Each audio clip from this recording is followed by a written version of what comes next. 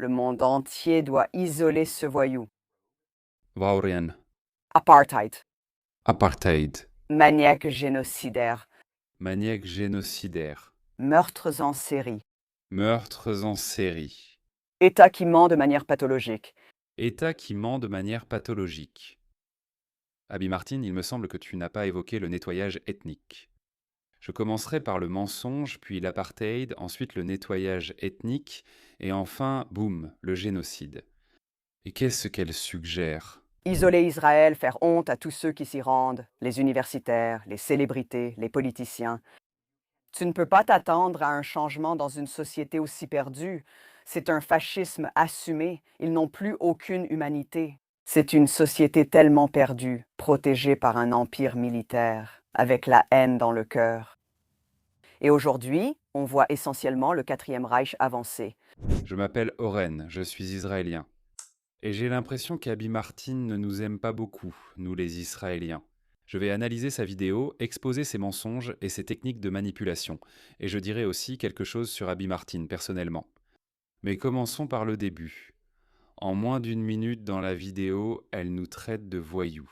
Apartheid, génocidaires, tueurs en série, menteurs pathologiques, fascistes assumés, n'ont plus aucune humanité, la haine dans nos cœurs et le Quatrième Reich. Remarquez qu'elle ne fournit pas la moindre preuve, contexte ou explication pour aucune de ces accusations graves.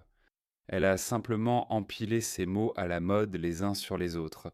Je me demande si elle oserait parler ainsi de n'importe quel autre groupe de personnes. C'est effrayant de voir sa haine envers nous. Le titre de cette vidéo est « Abby Martin est allée en Israël ». C'est pire que ce que vous pensez. Mais elle n'est pas assise en Israël, elle est quelque part qui ressemble à un Ikea, et la plupart des extraits qu'elle montre, elle ne les a pas filmés elle-même. Il n'y a pratiquement aucun vrai reportage de terrain ici. Ce qu'elle montre, ce sont des Israéliens dans la rue qui disent des choses contre les Arabes.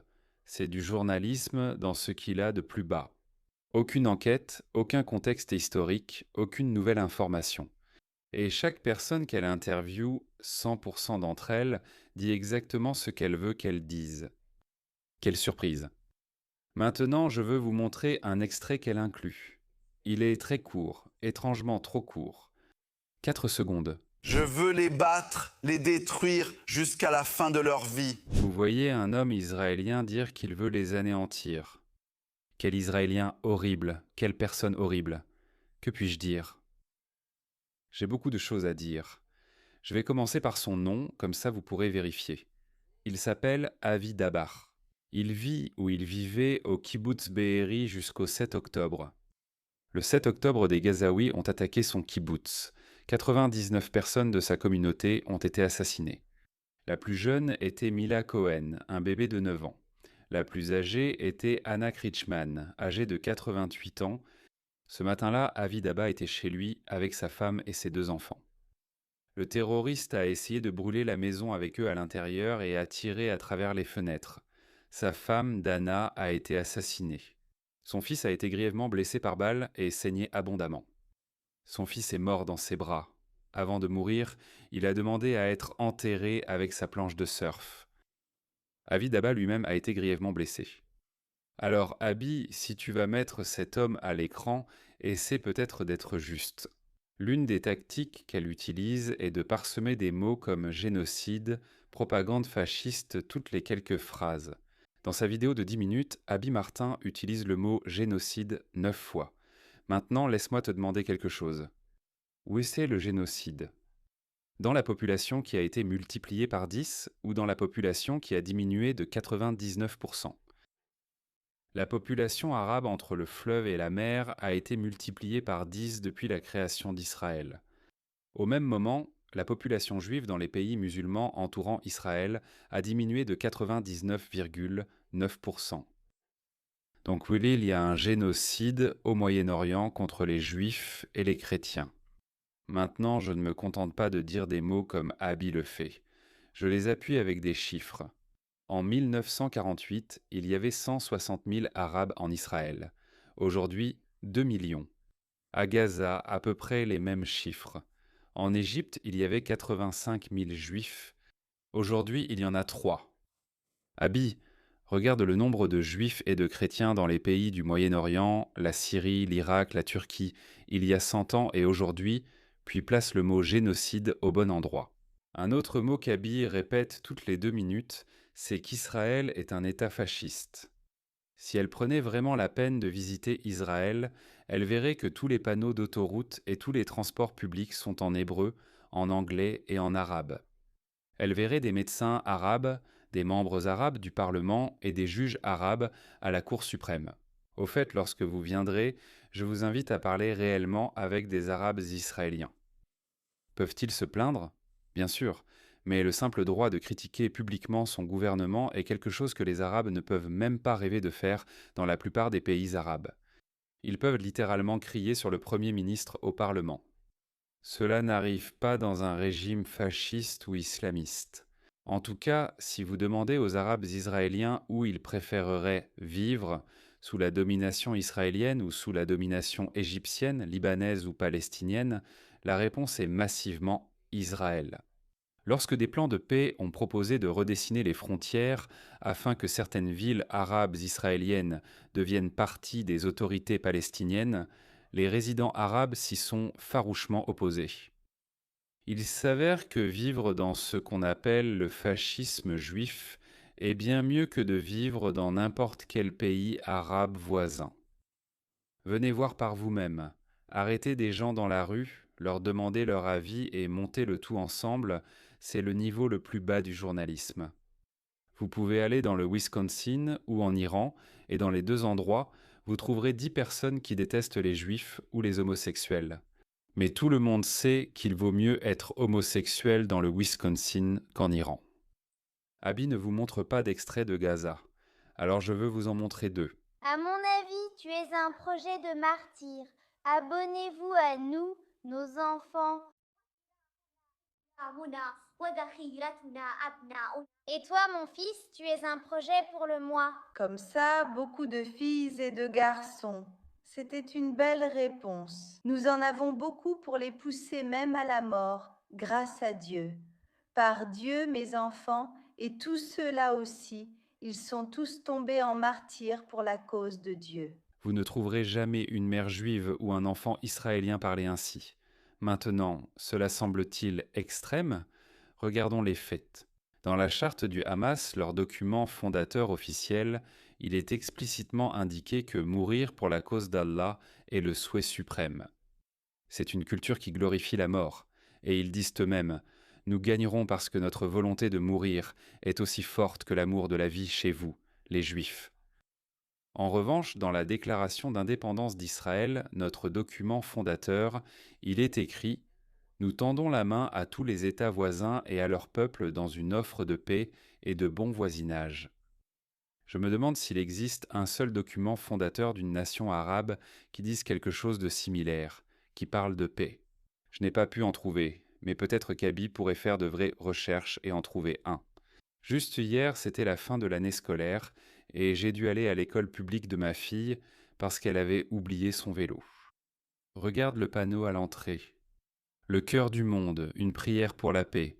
C'est juste une école publique ordinaire. Je me demande s'il existe une seule école à Gaza ou au Moyen-Orient avec un panneau comme celui-là.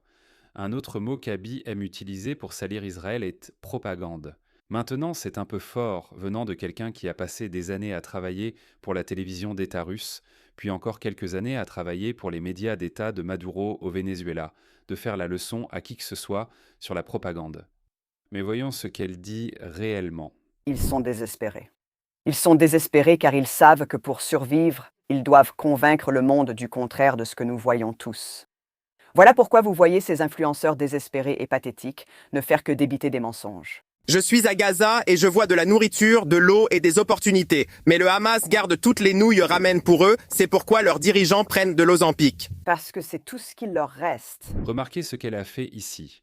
Elle a formulé son argument avec des expressions dures comme « influenceur désespéré et pathétique » ou « débiter des mensonges ». Et puis elle montre un extrait de Xavier « J'adore ce gars ». Il est sur place montrant les quantités réelles de nourriture et d'aide entrant à Gaza. Et elle rejette simplement cela sans fournir la moindre preuve.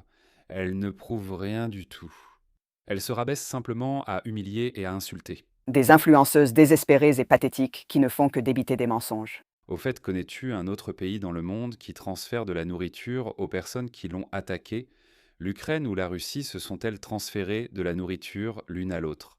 Dans les pays d'où vous regardez ceci, est-ce que votre gouvernement a transféré de la nourriture au pays contre lequel vous vous battiez lors de votre dernière guerre? Je ne pense pas. Maintenant, laisse-moi te montrer, à toi et à Abby, à quoi ressemble la véritable propagande et comment je peux prouver que ce que tu vois venant de Gaza, c'est exactement ça. Tu te souviens de la campagne sur la famine à Gaza, quand tous les grands journaux du monde te montraient de haut temps des photos bouleversantes d'enfants affamés à Gaza? Je vais dire quelque chose de fou maintenant. Chacun des enfants montrés sur ces photos horribles, chacun d'entre eux, était un enfant souffrant d'une maladie génétique grave ou chronique, et non d'une famine fabriquée. Mohamed Zakaria El Matouk, qui figurait en première page du New York Times, souffrait de problèmes génétiques. Mariam Dawas, une fillette de 9 ans présentée dans la campagne de l'UNICEF, souffrait d'une maladie non diagnostiquée. Et Nadra Hossein Hajjaj, une fillette de 6 ans présentée sur CNN, souffrait d'une maladie chronique. C'est vrai pour tous les enfants utilisés dans cette campagne sur la famine. Maintenant, bien sûr, ces pauvres enfants souffrent de la guerre plus que les autres. Mais le titre criait famine, pas maladie génétique. Affirmer que ces enfants étaient affamés par Israël est littéralement une accusation de meurtre rituel. Et presque tous les grands journaux occidentaux ont coopéré avec ce mensonge. Comment savons-nous qu'ils savaient qu'ils mentaient? Un journal reçoit des centaines de photos et n'en choisit qu'une seule. Ils ne vous montreront jamais une photo comme celle-ci parce que lorsque vous voyez soudainement le frère en bonne santé de l'enfant debout juste à côté de lui, cela détruit complètement le récit de la famine. Certaines mères sur ces photos n'ont pas non plus l'air mal nourries. Au fait, Gaza a effectivement un taux disproportionnément élevé d'enfants atteints de maladies génétiques. Tu sais pourquoi? Un fait qu'aucun journal occidental n'a pris la peine de mentionner. Parce qu'à Gaza, environ 40% des mariages sont entre cousins, ce qui augmente considérablement le risque de maladies génétiques. Mais s'il vous plaît, ne me croyez pas sur parole. Je ne suis qu'un Israélien et, comme Abby m'a décrit, je suis un fasciste, un tueur de bébés. Je n'ai plus aucune humanité et je suis un menteur pathologique. Alors s'il vous plaît, allez vérifier chaque mot que je viens de dire. Avant de passer à l'exemple suivant, merci d'appuyer sur le bouton « S'abonner ». Ça aide vraiment la chaîne à grandir et à révéler la vérité qu'ils essaient tantôt d'enterrer sous des mots à la mode tapageur. Voici un autre point intéressant auquel vous n'avez probablement pas pensé. Abby montre des images de bâtiments explosant à Gaza. Il y a quelque chose d'assez cinématographique dans ces prises de vue. La caméra est parfaitement positionnée, complètement immobile, attendant simplement, puis boum, le bâtiment explose. Ce n'est pas une vidéo tremblante prise accidentellement par un témoin. On dirait qu'ils attendaient l'explosion, parce qu'en réalité, c'était le cas. Israël donne un avertissement à l'avance avant de frapper un bâtiment utilisé par le Hamas. Je ne pense pas que l'armée russe, l'armée ukrainienne ou toute autre armée annonce à l'avance ce qu'elle s'apprête à bombarder. D'une certaine manière tordue, cette mesure de sécurité nuit en fait à l'image d'Israël. Israël prévient les civils pour qu'ils puissent évacuer. Les médias du Hamas installent des caméras et ensuite le monde entier regarde les explosions spectaculaires. Des civils sont-ils tués? Tragiquement, oui. Et y a-t-il des soldats qui violent les ordres? Absolument. La guerre est une chose horrible qui peut corrompre l'âme humaine. Mais une grande partie de ce que vous avez vu venant de Gaza est de la pure propagande fabriquée. Au cours de l'année à venir, j'espère publier un documentaire complet sur ma chaîne pour exposer l'industrie de la propagande à Gaza. C'est littéralement une industrie complète avec des acteurs, des effets visuels et du maquillage conçus pour vous manipuler. Et les médias internationaux sont des partenaires consentants. La campagne de famine fabriquée n'est qu'un exemple. Il y a des conducteurs d'ambulances qui font semblant de soigner des enfants en conduisant, des parents qui mettent en scène leur chagrin au sujet de leurs enfants, et bien plus encore. Mais la propagande et même ces accusations extravagantes de génocide ne sont pas le problème central ici. En tant que créateur de contenu, je regarde toujours quelle chaîne est derrière la vidéo. Double Down News est une chaîne britannique de gauche dont le slogan est « Servir le peuple, pas le pouvoir ». Pourtant, pour une raison quelconque, presque toutes leurs vidéos sont obsessionnellement tournées contre Israël.